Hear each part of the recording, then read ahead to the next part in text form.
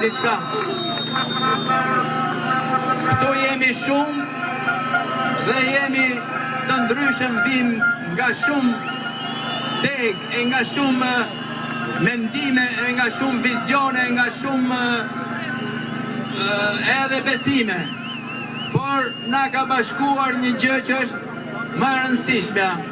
Ajo parulla Shqipëria nuk është në shitje.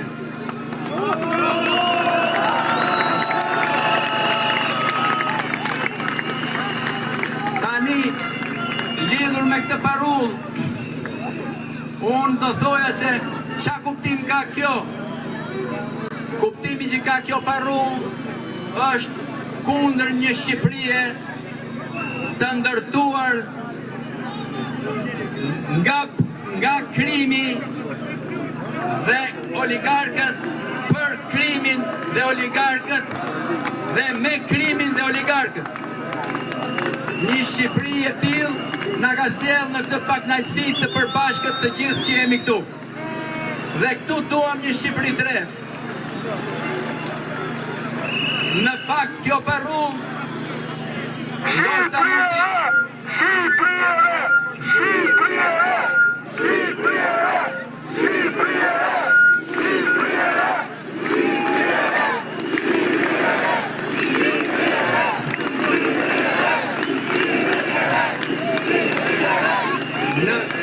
Në fakt, kjo parull, Shqipëria nuk është në shitje, mund të ishte edhe Shqipëria nuk është në grabitje, nuk është për të grabitur. Se këtu na kanë grabitur Shqipërinë, na kanë grabitur Bregdetin, na kanë grabitur qytetet, na kanë grabitur parqet e fëmijëve dhe na kanë bërë që të hikim. Dhe këtu tani, unë nuk jam shumë nga ata që përtasin, po desha të them dy fjalë, sepse dua t'ju them atyre që na kanë akuzuar midis të tjerave se jemi kundër zhvillimit me Demek. Po pyetja është, çfarë është ky zhvillim që këta na thonë se që kemi kundër? Ky është pikërisht ai zhvillimi i Shqipërisë me oligarkët, për oligarkët, që na ka kapur edhe mediat, që na ka kapur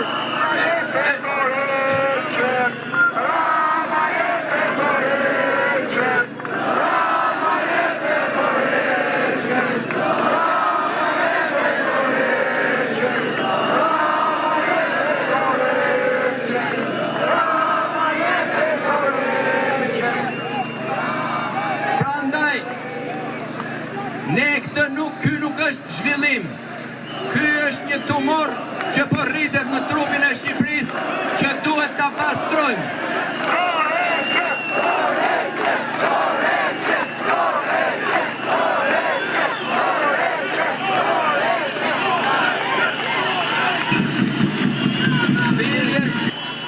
Dhe që kjo të pastrohet duhet energji e madhe dhe duhet qëndrojmë këtu derisa ta detyrojmë për dorëheqje. Por mendoj se një nga gjërat kryesore që ka treguar Zvërneci si projekt me Demek është se si punon sistemi i Ramës në të gjitha drejtimet, dhe ajo që na tregon Zvërneci është pikërisht grabitja e Shqipërisë.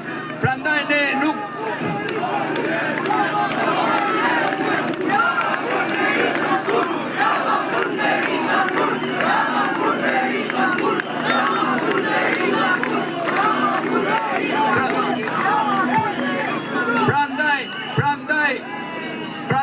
nga ky shesh i bëjmë thirrje edhe Spakut, se Spaku është me parat tona mbajt atje, që të na mbrojë nga ky projekt kriminal dhe të hapi proces dhe ta ndjekë me transparencë atë që ka ndodhur në Zvërnec, që nuk është e vetmja, sepse kështu ka ndodhur me Shqipërinë në përgjithësi.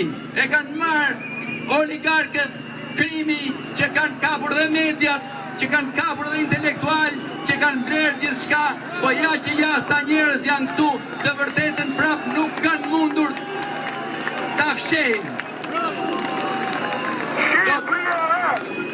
Do të thoja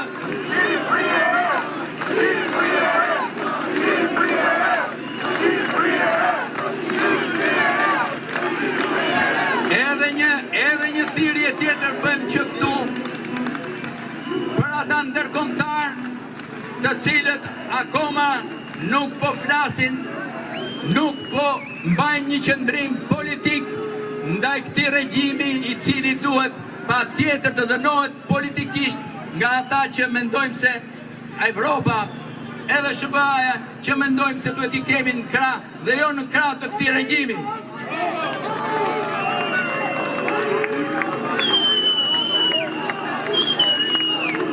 Dhe e fundit që desha të them është që arma më e fuqishme që kemi është që të mbetemi të bashkuar në diferencat që kemi dhe ta shtojmë këtë lumë derisa ta përmbysi këtë pushtet. Faleminderit.